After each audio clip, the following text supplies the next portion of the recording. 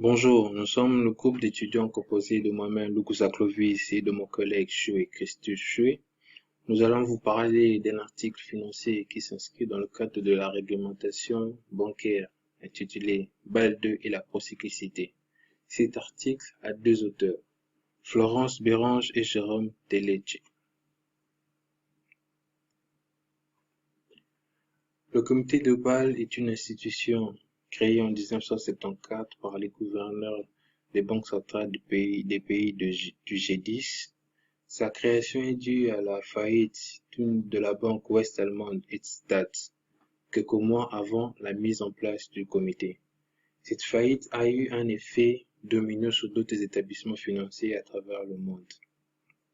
Alors, le rôle du comité de Bâle serait de définir un montant de fonds propres minimum que doivent détenir les banques pour se garantir d'un éventuel risque de contrepartie lié à leur activité de crédit.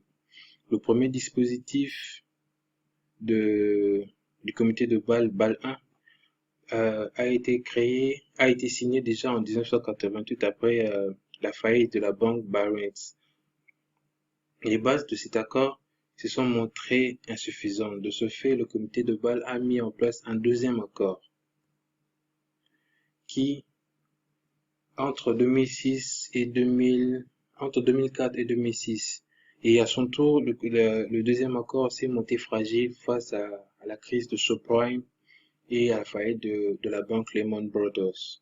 C'est ainsi que un troisième accord a été ratifié en 2010 et qui est entré en rigueur en 2013. Comme nous l'avons dit ici haut, BAL 2 est un dispositif potentiel destiné à mieux appréhender le risque bancaire et principalement le risque de crédit ou de contrepartie et les exigences en capital pour garantir un niveau minimum de capitaux propres afin d'assurer la solidité financière de la banque. La procyclicité est un phénomène par lequel l'activité de prêt des banques tend à suivre le cycle de l'économie réelle, à savoir, en période d'expansion économique, il y aura un taux élevé d'octroi de crédit et en période de récession du cycle économique, une baisse de taux ou une contraction de distribution de crédit, ce qui a pour effet d'amplifier le cycle économique. La problématique de cet article est de savoir si BAL 2 est une source supplémentaire de procyclicité. Pour répondre à cette question, nous allons articuler notre analyse de la manière qui suit. Dans un premier temps, nous allons faire une mise au point sur BAL 2. Ensuite, nous allons voir comment BAL 2 serait une source supplémentaire de procyclicité. Et ensuite, nous tenterons aussi de donner quelques pistes d'amélioration par rapport à ce phénomène. Et enfin, nous conclurons en répondant à la question centrale, et puis nous relèverons quelques limites de cet article qui a été soumis à notre analyse.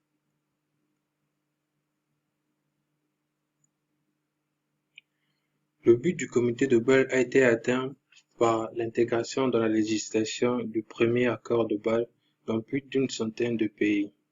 Mais malgré ce succès, Bâle 1 montre quelques carences, parmi lesquelles on pourrait citer la pondération retenue pour le calcul du ratio Cook ne permet pas une évaluation correcte du risque parce qu'elle ne prend pas en compte le risque du marché et le risque opérationnel.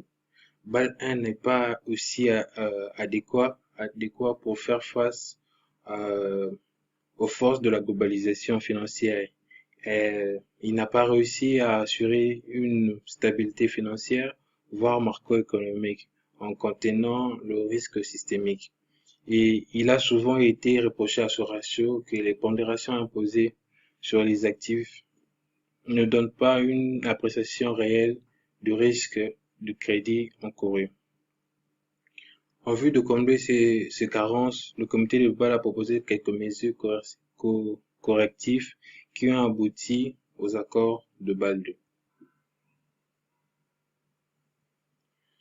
Bâle 2 repose sur trois piliers qui permettent de comprendre ce pourquoi il a été créé. Le premier pilier qui est les exigences minimales de fonds propres, Le nouveau ratio de Bâle affine le précédent en imposant aux établissements de crédit de détenir un niveau de fonds propres minimum en adéquation avec l'ensemble des risques encourus. Le deuxième pilier, qui demande une procédure de surveillance prudentielle, à cet effet, il est prévu la mise en place par chaque banque d'un processus interne de suivi et de calcul des risques, y compris ceux du premier pilier, et de besoins en fonds propres associés. Quant au troisième pilier, qui impose une discipline de marché, elle repose sur l'uniformisation des pratiques bancaires d'un pays à un autre, ainsi que la facilitation de la lecture des informations comptables et financières des banques.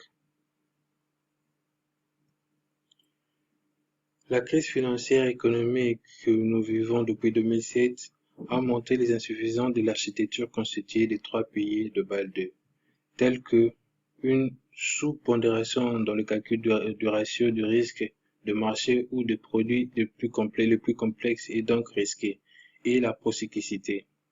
Après avoir évoqué les apports et les insuffisances de Bâle II, la suite de notre présentation consistera à montrer progressivement comment Bâle II serait une source supplémentaire de procyclicité.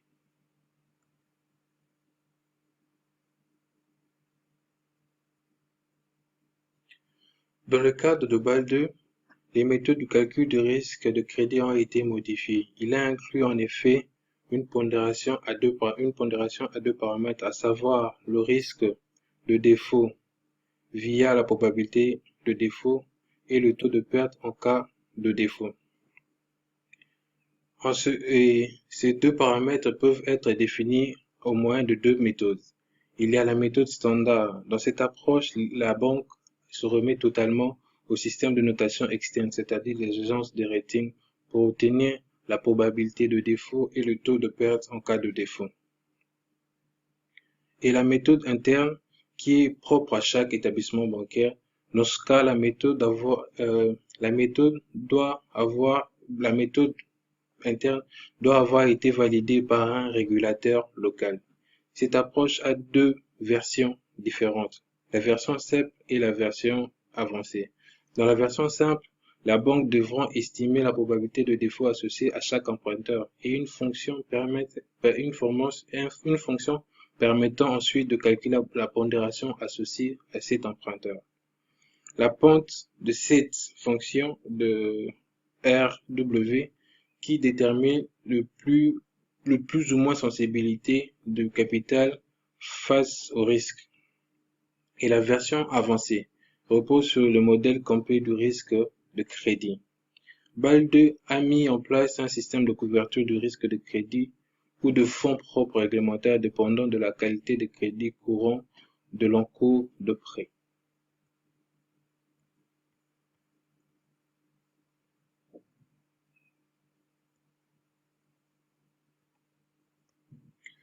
Pour évaluer le caractère procyclique de la réforme Bâle II, nous allons étudier l'évolution de la qualité de crédit et de ses mesures au cours du cycle. Cette évaluation se fera en trois sections. Dans la première section, nous reviendrons sur la procyclicité de Bâle I.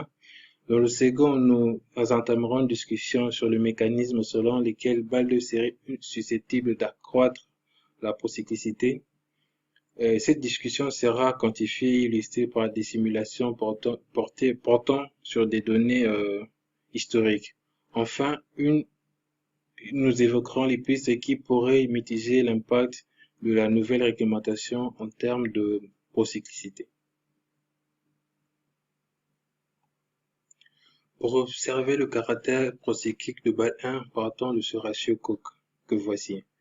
L'effet de la procyclicité de Bâle I vient du fait qu'en récession, les effets négatifs, les résultats déficitaires, provisions pour perte sur créance, affectent négativement le capital exigible, ce qui incite les banques à limiter la distribution de crédit et cela entraîne un impact négatif sur la conjoncture.